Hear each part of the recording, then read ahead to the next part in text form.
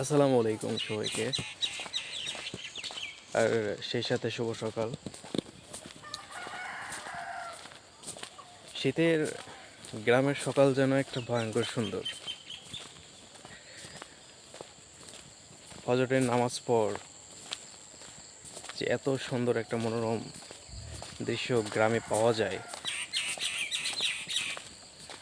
সত্যি অসাধারণ। আলহামদুলিল্লাহ। দেখতে পাচ্ছেন আমি রাস্তায় হেঁটে যাচ্ছি, চারিদিকে শুধু কুয়াশা, আর মাঝখানে আমি। এখনও ধান কাটা মারা অনেকে শুরু করেনি, কিছু কিছু জায়গায় ধান কাটা মারা শুরু হয়ে গেছে অলরেডি।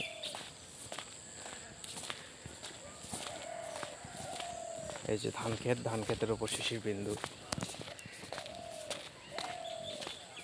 সত্যি একটা অসাধারণ একটা মোমেন্ট।